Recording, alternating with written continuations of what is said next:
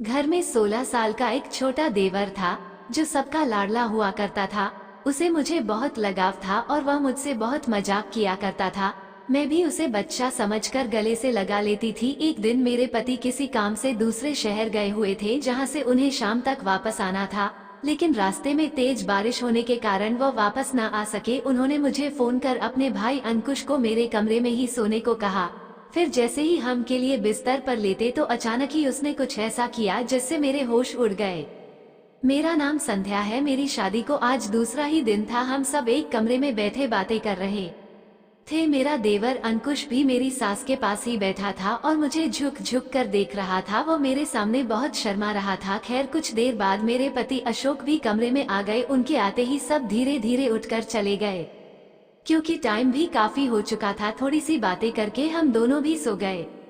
मेरे पति बहुत अच्छे इंसान थे। वह मेरा बहुत ख्याल रखते थे और मेरी ससुराल में भी अभी तक सब अच्छा ही चल रहा था। धीरे धीरे वक्त बीतता गया। अब शादी को 2-3 महीने हो गए थे। अब तो सब लोग और भी ज्यादा प्यार करने लगे थे और मेरा देवर अंकुश भी मुझसे बहुत मजाक किया करता था। फिर मेरे पीछे पीछे ही रहता और बहुत बातें करता। मैं भी उसकी बातों पर हंसती रहती और घर का काम भी निपटा लेती। तो अपने कमरे में बैठा टीवी देख रहा था। तो मैं जैसे ही उसके कमरे में गई तो उसने घबराकर एकदम टीवी बंद कर दिया। मुझे थोड़ा शक हुआ और मैंने उससे पूछा कि तुम ऐसा क्या देख रहे थे जो मुझे देखकर टीवी ही बंद कर दिया। वो बोला कुछ नहीं, ऐसे ही बंद कर दिया। लेकिन मुझे पता लगाना था कि वो क्या देख रहा था और मैं कमरे से बाहर निकालकर उसे चुप चुप देखने लगी। उसने सोचा कि भाभी चली गई और टीवी फिर से चला दिया। मैंने देखा कि वो एक डरावनी फिल्म देख रहा था जिसे देखने के लिए मेरे पति और मेरी सास ने इसे मना किया था क्योंकि इससे सारी रात डरावने सपने आते थे और यह घर में किसी को भी सोने नहीं देता था और सारी रात जोर जोर से रोता था। मैं अंदर गई और बोली आज तुम्हारे भैया से तुम्हारी शिकायत लगाऊंगी कि तुम डरावनी फिल्म देख रहे थे। सुनते ही रोने वाला चेहरा कर लिया और बोला आज के बाद नहीं देखूंगा, प्लीज भाभी भाई से मत बताना। मैंने उसको माफ कर दिया। मुझे अपना ससुराल बिल्कुल अपने घर जैसा लगने लगा था। मैं यहाँ सच में बहुत खुश थी, लेकिन मुझे कहाँ पता था कि मेरी जिंदगी में दुखों की आंधी भी आने वाली है। अपने कमरे में बैठी मेकअप कर रही थी क्योंकि अशोक के घर आने का वक्त हो रहा था, लेकिन उनसे पहले अंकुश मेरे कमरे में आया और मुझे मेकअप करती हुई को गौर से देखने लगा। फिर वो एक लिपस्टिक उठाकर बोल भाभी यह लगा लो, यह मुझे बहुत पसंद है। मैंने सोचा और मैं वही लिपस्टिक लगा ली। फिर वह मेरी तरफ बढ़ा और मेरे चेहरे को अपने दोनों हाथों से पकड़कर बोला भाभी अब आप बहुत खूबसूरत लग रही हो। ये कहकर वो मेरे गले लग गया। उसकी यह हरकत मुझे बहुत अजीब लगी और मैंने उसे पीछे हटा दिया और मैं गुस्से से उसकी तरफ देखने लगी। वो समझ गया और बोला भाभी आप तो गुस्सा हो गई, आप तो मेरी बड़ी बहन जैसी है, बल्कि मुझे आप उनसे भी ज्यादा प्यारी हो। शायद आपको मेरा प्यार करना बुरा लग गया, मुझे माफ कर दो बोलकर वो मेरे कमरे से चला गया। अब मुझे अपनी सोच पर घिन आ रही थी। मैं सोच रही थी कि अंकुश ने तो मुझे बड़ी बहन समझकर गले लगाया था और मैं सोच रही थी फिर मैं अगले दिन से उसके साथ पहले जैसा ही व्यवहार किया। वह मेरे गले में हाथ डालकर इधर उधर चलने लगा। ना जाने क्यों मेरे दिल से यह आवाज आती कि यह सब शायद गलत हो रहा है, लेकिन दिमाग कहता कि ऐसा नहीं है, वह अभी छोटा बच्चा है और मुझे अपनी बड़ी बहन की तरह मानता है। हालांकि अंकुश इतना छोटा भी नहीं था, हाइट में तो वह मुझे लंबा ही था, लेकिन उसकी उम्र अभी 16 साल थी। एक दिन में किचन में खाना बना रही थी। अब मुझे आया और वह मुझे ढूंढता हुआ किचन में ही आ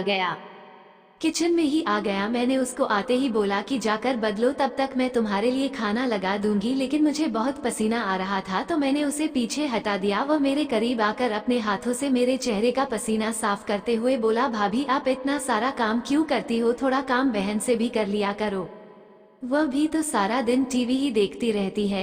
हंसकर बोला कि जब तुम्हारी शादी हो जाएगी तो सारा काम तुम्हारी पत्नी से कराऊंगी। वो बोला भाभी मेरी पत्नी आप अपने जैसी ही लाना, क्योंकि आप मुझे बहुत अच्छी लगती है।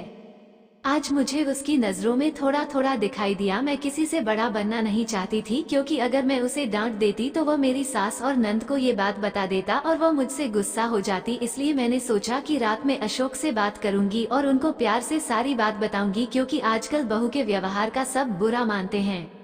लेकिन उसे कभी कोई यह नहीं पूछता कि वो ऐसा क्यों कर रही है। सोचते हैं कि यह सब वो अलग रहने के लिए कर रही है। खैर रात में अशोक आए और मैंने सारी बात उनको बता दी, लेकिन अशोक मेरी बातें सुनकर हंसने लगे और बोले, छोटा बच्चा है, तुम्हें माँ की तरह प्यार करता है, तुम्हें जरूर कुछ गलतफहमी हुई है, इतना मत सोचो, सो जाओ। अगले दिन मैंने अंकुश के स्कूल जाने के बाद ये बात अपनी सास को भी बताई, लेकिन वह भी हंसने लगी और बोली, तुमने तो हमें भी अपना दीवाना बना लिया है। मेरी बात कोई समझने को तैयार ही नहीं था, तो मैं चुप रह गई। मैं फिर अंकुश से बोलना कम कर दिया और उसके रूम में जाना भी बंद कर दिया। 2-3 दिन बाद उसको इस बात का एहसास हुआ और वह मुझसे बोला, क्या हुआ भाभी, मुझसे कोई गलती हुई है? आप आजकल मुझसे बातें भी नहीं करती। मैं हंसते हुए कहा, नहीं, बस घर के कामों में ज्यादा बिजी रहती हूँ, इसलिए वक्त नहीं मिल पाता। वो मेरी बात भी सुन रहा था और मुझे बहुत गौर से भी देख रहा था।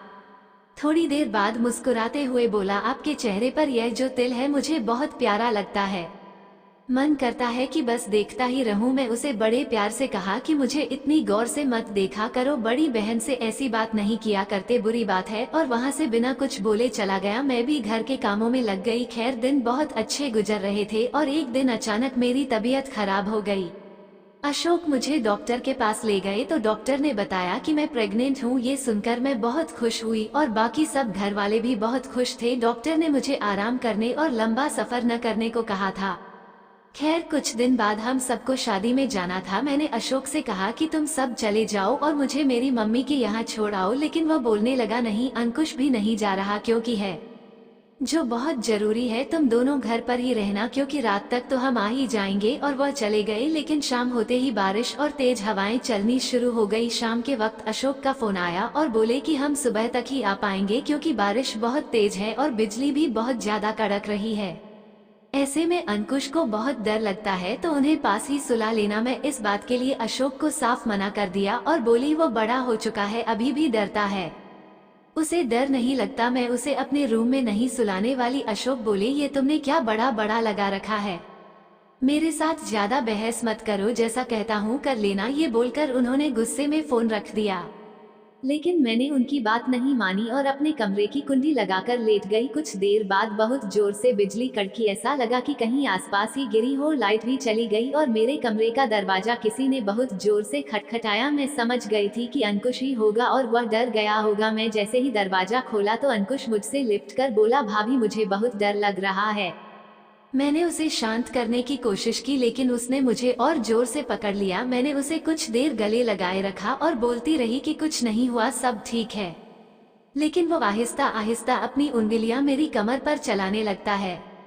मैं एक झटके से उसे दूर कर दिया कि लाइट भी आ गई और बिजली भी कड़कना बंद हो गई। मैंने उससे कहा, जाओ अपने कमरे में जाकर सो जाओ, अब तूफान भी रुक गया है। मेरी तरफ देखा और कहा, भाभी अभी मेरे अंदर का तूफान नहीं रुका, एक बार वो रुक जाए तो चला जाऊंगा। ये कहकर उसने दरवाजा बंद कर दिया। उसने अब मेरी तरफ बढ़ना शुरू कर दिया। उसकी आंखों में मुझे हवस साफ दिखाई दे रही थी। मैंने उससे कहा कि मैं तुम्हारी बड़ी बहन हूँ और तुम्हारी माँ के समान हूँ, माँ के समान हो मगर माँ तो नहीं हो, मैं आपको बहुत पसंद करता हूँ। उसकी यह बातें सुनकर मुझे वह कहीं से भी 16 साल का नहीं लग रहा था।